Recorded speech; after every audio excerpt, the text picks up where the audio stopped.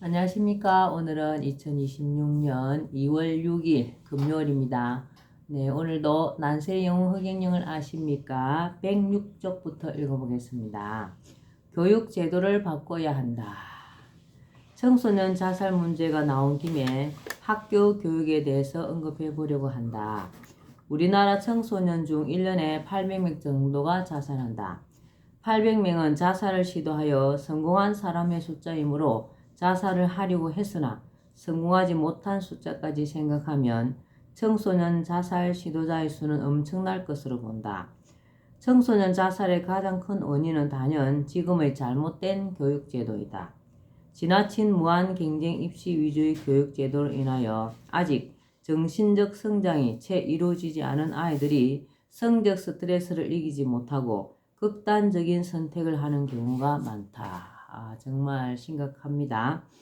학교 폭력에 시달리다 자살을 선택하는 경우도 교육이 학교 폭력을 근절할 수 있는 인성교육을 제대로 하지 못한 결과라고 본다.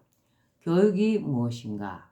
인간은 선천적으로 자발적이고 창조적인 가능성을 가지고 태어나며 이를 개발하고 발전시키려는 욕구를 가진 존재이다. 교육은 이러한 가능성, 타고난 소질을 육성하고 올바른 방향으로 나아가도록 돕고 이끄는 것이다.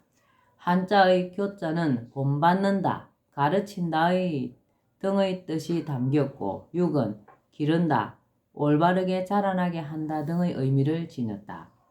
인간의 소질과 품성, 자발적이고 창조적인 가능성을 충분히 그리고 올바르게 피어나게 하는 것이 교육이다. 그런데 현행 우리나라의 교육은 그렇게 하고 있는가? 개인의 소질과 적성을 전혀 고려하지 않는 획일화된 교육 내용, 변화를 주려고 그동안 노력은 해왔다지만 여전히 대세인 주입식, 암기식의 시험에 맞춘 수업 방식, 적성에도 맞지 않는 수많은 과목을 강제적으로 공부하고 시험을 보게 하며 단 한두 번의 시험 성적으로 대학 진학 여부가 결정되는 입시제도. 그동안 정권이 바뀌고 교육부 장관이 바뀔 때마다 수차례 입시제도가 변경되었지만 이러한 기본적인 틀은 크게 바뀐 적이 없다. 이러한 교육제도 속에서 아이들은 치열한 경쟁 속에 내몰려 인간성을 상실하며 저마다의 소질과 개성을 잃어간다. 아이들의 창의성을 여지없이 억압하고 획일화된 내용을 반복 주입하여 아이들을 마치 공장의 물건 만들듯이 한다. 주입이 잘된 학생이 입시에 성공할 확률이 높다. 그러다 보니 학습 내용을 외우는 요령을 가르치고 수학조차도 공식을 잘 정리하고 문제 푸는 요령을 알려주며 시험에 자주 출제하는 내용을 골라서 알려주는 선생님이나 학원이 인기를 얻는다. 아이들은 경쟁에 이기고 입시에 성공하기 위해 밤 늦게까지 학교나 학원을 전전하느라 체력을 단련하고 친구들과 뛰놀며 우정을 쌓을 시간도 없다. 아이들의 기본 교육은 가정으로부터 시작되는 것인데 아이들이 부모와 대화는커녕 서로 얼굴 보기도 어렵다. 한 여론조사 기관에 따르면 우리나라 청소년이 부모와 대화를 나누는 평균 시간은 하루에 고작 13분 정도라고 한다. 이러니 언제 제대로 가정교육을 할 수가 있겠는가? 또 자식 교육을 위해 자식과 엄마는 외국으로 떠나고 아빠는 국내에 남아 열심히 일을 해서 돈을 붙여주는 기러기 아빠 현상이 우리나라에서는 흔한 일이 되어 있다. 우리나라의 잘못된 교육제도가 낳은 가족 해체 현상이 아닐 수 없다. 현행 교육제도가 학교 교육만 망치는 것이 아니라 가정을 해체하기까지 하는 것이다. 현행 교육 이념의 지, 덕, 체라는 순서도 잘못되어 있다. 지, 덕, 체는 지식 교육을 우선으로 하고 다음으로 덕성, 인성 교육을 중시하며 마지막으로 체육, 신체를 단련한다는 것인데 이것은 반대로 바꿔야 한다. 지식이 아무리 많다 한들 몸이 부실하고 건강에 문제가 있다면 그 지식은 무용지물이다. 맞습니다. 건강이 최우선이 되어야 합니다. 신체를 건강하게 하는 체육교육이 우선되어야 한다. 아이들이 운동장에서 자유롭게 뛰놀고 체육활동을 할 수 있어야 한다. 다음으로 지식만 있고 인성이 빠진 교육, 인격 없는 교육도 큰 문제이다. 인성교육은 예로부터 가장 중시된 교육이다. 인격 완성을 교육의 가장 중요한 목적으로 생각했기 때문이다. 인성이 계류된 교육은 진정한 교육이라고 볼 수 없으며 인성교육이 빠진 지식만의 교육은 사회에 오히려 해악을 끼칠 수도 있다. 오늘날 우리 사회에 만연한 이기주의는 인성교육을 제대로 하지 못한 교육의 책임이 크다. 인성교육이 얼마나 엉망인지는 아이들이 대화를 들어보거나 버스나 지하철을 타보면 누구나 느끼리라고 생각한다. 교육의 근본 목적과 방향을 잃고 아이들의 올바른 성장을 돕는 것이 아니라 오히려 아이들을 죽이고 그르치는 우리나라 교육제도는 하루빨리 바꾸어야 한다.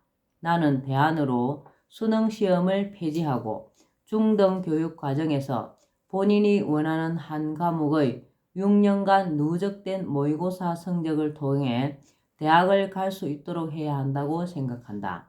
그리고 다른 과목은 수업만 받도록 하여 청소년들이 과도한 시험 스트레스에 시달리지 않고 건강을 유지하고 친구들과 우정도 쌓으면서 즐거운 학교 생활을 할 수 있도록 해야 한다고 생각한다. 또 체육교육을 중시하고 인성교육 방법에도 획기적인 변화를 도모해야 한다고 본다. 한 과목만 시험을 보면 학교 생활이 즐거워진다. 소질이 좋고 좋아하는 과목에만 집중할 수 있으므로 특기와 재능 개발로 한 분야의 전문가가 될 수 있다. 아이들 간에 특화하는 과목이 다를 수 있으므로 과도한 경쟁을 벌일 필요가 없다. 학업 스트레스로 인한 자살 충동은 자연히 사라질 것으로 본다. 나는 교육 과정에서도 초등학교에서부터 한문 교육이 들어가야 한다고 생각한다. 중국, 일본과 더불어 한자 문화권에 속한 우리나라에서 한자를 제대로 가르치지 않는 것은 문제이다. 역사적으로 한민족의 기록 문화는 많은 부분이 한문으로 되어 있으며 한자와 한문을 떼어놓고는 우리 문화를 제대로 이해하기가 어렵다. 우리말을 글로 표현할 때도 소리 글자인 한글로만 표기하면 여러 뜻을 가진 글자의 경우 뜻을 명확히 전달하기 어렵다. 사실 오랜 역사에서 한자는 한민족의 글자이기도 하며 한글이 소리 글자인데 반하여 뜻 글자로서 한글과 음양을 이룬다. 한자 속에는 역사와 문화가 담겨 있는데 예를 들어 한자 배선자는 성경의 노아의 방주를 연상시킨다. 배에 8명의 식구가 탔다는 의미가 담긴 글자이기 때문이다. 즉 배선이라는 한자를 통해 아시아의 동쪽 끝과 서쪽 끝 사이에 민족의 이동이나 문화의 전파가 있었다는 사실을 유추할 수 있다. 그리고 한자를 아이들이 배우다 보면 어른스러워지는 장점도 있다.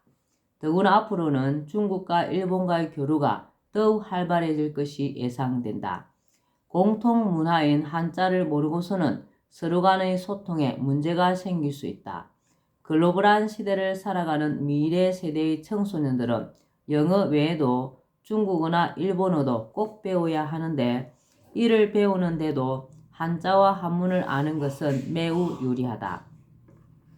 나는 미래 세대가 동양의 학문과 사상에 대해서도 배울 수 있도록 장려해야 한다고 생각한다.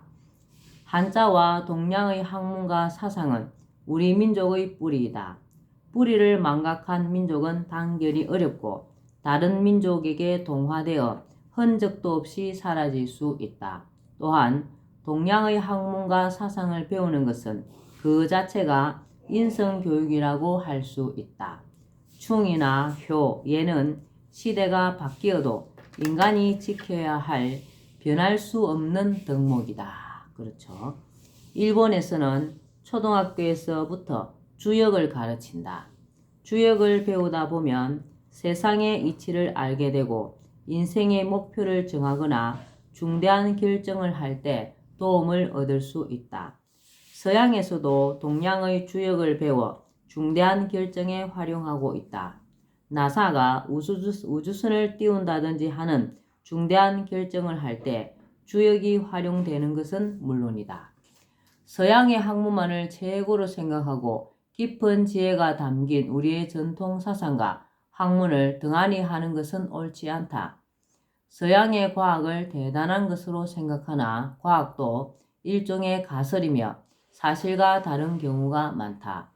새로운 학설로 대체되는 경우가 허다하다. 교육은 백년대계이다.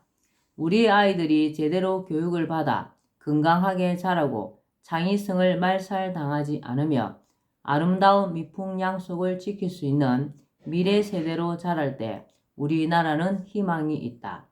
교육이 제대로 서면 4차 산업시대에도 창의성을 바탕으로 국가의 동량이 될 인재들을 배출하여 미래 사회를 선도할 수 있는 대한민국을 열어갈 수 있다.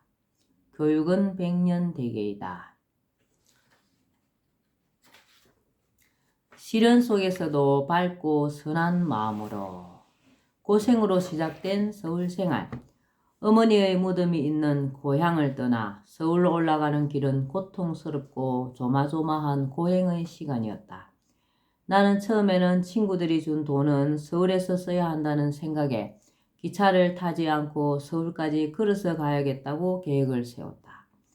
그래서 반석역에서 기차를 타지 않고 서울 가는 방향이라고 생각되는 쪽을 향해 걷기 시작했다. 때로는 평지를 달리기도 하고 산을 타기도 했다. 산을 타는 중에 금정 고무신이 찢어져 결국 맨발로 걸었다. 어이구, 어린 나이에 정말 고생이 많았습니다. 그렇게 이틀을 쩔뚝쩔뚝 걸어서 도착한 곳이 마산이었다. 발바닥에서는 피가 나고 부어올라 도저히 그 이상은 걸을 수가 없었다. 기차표를 사려고 봤더니 가진 돈이 대전까지밖에 갈 수 없는 돈이 없다. 할 수 없이 대전까지 가는 표를 끊고 서울행 완행열차에 올라탔다. 대전 이후부터는 무임승차라 의자 밑으로 들어가 몸을 숨겼다. 역무원이 금표를 하며 지나갈 때마다 가슴이 조마조마했다. 결국 서울역에서 역무원들에게 붙들렸다. 무임승차로 붙들린 사람은 나 말고도 상당히 많았다. 역무원이 내 손에 든 책 보따리를 빼앗아서 풀어보고는 30여권의 산문책이 나오자 아버지 책을 훔쳐온 거 아니냐고 다그쳤다. 내가 내 책이라고 하자 역무원들은 그러면 읽어봐라고 했다. 내가 줄줄 외듯이 읽어보이자 역무원들은 놀라며 같이 있던 일기장을 읽기 시작했다. 거기에는 나의 지난 생활과 소감과 포부 같은 것이 적혀 있었다. 역무원들은 나를 대견한 듯 쳐다보더니 이번에는 어머니 무덤에서 가져온 흙보따리를 풀었다. 흙이 나오자 흙은 왜 가져왔느냐고 물었다. 나는 돌아가신 우리 어머니 무덤 흙인데 서울에서 공부하면서 어려운 일이 있을 때 이 흙을 보면서 마음을 다 잡기 위해서 가지고 왔습니다. 라고 했다. 옆에 있던 여자 승무원은 손수건을 꺼내 눈물을 훔쳤다. 그리고는 역무원들끼리 뭐라고 의논하더니 여자 역무원이 와서 조금 있으면 경찰이 와서 무임승차한 사람들을 잡아갈 텐데 너는 몰래 빼주기로 했으니 저쪽으로 가라. 그리고 이 돈은 우리가 모은 것이니 얼마 되지 않지만 밥이라도 사 먹고 어디 가서 잘 데를 찾아보아라. 우리 집에 데려가고 싶지만 우리 집도 식구가 많아 어쩔 수가 없구나 라며 내 손을 꼭 잡고 돈을 쥐어주었다. 기억도 나지 않는 아버지와 어머니가 마지막으로 헤어진 서울을 멍하니 바라보며 나는 빛바랜 책 보따리를 꺼내는 채 망부석처럼 서울역 광장에 서 있었다. 천리타양 서울에서 행장의 이슬로 사라진 남편을 잃은 어머니가 병든 몸으로 통곡하며 어린 나를 안고 전쟁 중에 떠났던 서울. 나의 이름에까지 남아서 나와 끊을래야 끊을 수 없는 숙명의 서울로 나는 다시 돌아온 것이다. 마을 사람들이 훗날 나에게 알려준 어머니의 유언이기도 했지만 나는 어머니가 찾지 못한 아버지의 유골을 찾아야 하며 그것을 찾지 못할 때는 아버지가 돌아가신 서울 행무소 자리에 반드시 아버지의 비석이라도 세우겠다며 어릴 때부터 다짐해 왔기에 먼저 서대문 행무소를 찾아가 행무소 정문을 향해 땅바닥에 엎드려 아버지에게 큰 절을 올렸다. 그리고 어머니가 나를 낳으셨다는 중량교를 물어물어 찾아가 보았다. 어머니가 귀가하시던 움막터의 정확한 위치는 알 수 없었지만 아무래도 물가의 넓은 공터였을 듯 싶었다. 나는 그곳으로 내려가 어머니를 생각하며 한동안 서 있다가 흐르는 강물에 눈길을 주었다. 어느 날 청천백력같이 나락으로 떨어진 어머니가 어떻게 해서든 남편을 구하고 싶어 밤마다 촛불을 켜놓고 기도하며 흘리던 애절한 눈물이 강물 어디엔가 섞여서 흘러가는 것만 같았다. 나는 사람들이 많은 남대문 시장 쪽으로 다시 와서 갈 곳을 찾다가 시장 입구에서 구두 닦는 일을 하게 되었다. 밤이면 구두를 닦는 아이들과 함께 무허가 합숙소에서 잠을 잤다. 그리고 강화문에 있는 협성고등공민학교라는 야간 중학교에 들어갔다.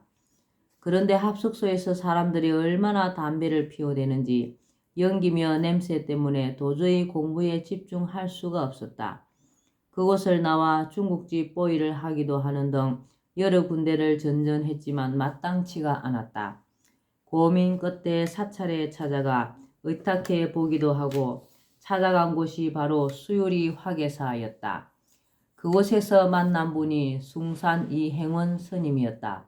스님이 나를 양아들로 맞아주어 나의 두 번째 양아버지가 되어주셨다. 나는 그곳에서 밥 짓는 일을 했는데 그곳에는 화계사 스님들 외에도 동국대학교 불교대학 기숙사인 성림회가 있어 성림의 성녀 200여 명의 밥까지 하루에 1000여 명 분량의 밥을 지었다. 그리고 밤에는 학교에 다녔다. 그렇게 나는 화계사에서 밥을 하며 야간 중학교를 졸업할 수 있었다. 그 절에서 틈틈이 불교의 8만 대장경을 읽어 중도 사상을 비롯한 불교의 사상을 섭렵하게 되었다. 그곳에서 중학교 졸업 후 고등학교 과정인 협성상업전수학교에 입학했다. 그런데 그 무렵 숭산 스님이 포교차 화계사에서 미국으로 떠나게 되었다. 스님은 나에게 너는 공부를 해야 하는데 이곳은 일이 많아 공부하기가 어렵다. 그러니 너도 이곳을 떠나거라. 세금정으로 가면 청룡사라는 작은 절이 있으니 그리로 가라 라고 하셨다. 세금정 암자를 찾기 위해 산으로 오르는데 5명의 아주머니가 산에서 내려오고 있었다. 내가 청룡사라는 절을 물었더니 학생이 왜 절을 찾느냐 라며 대묻길래 절에 가서 낮에 일해주고 밤에 학교를 다니기 위해서입니다 라고 했다.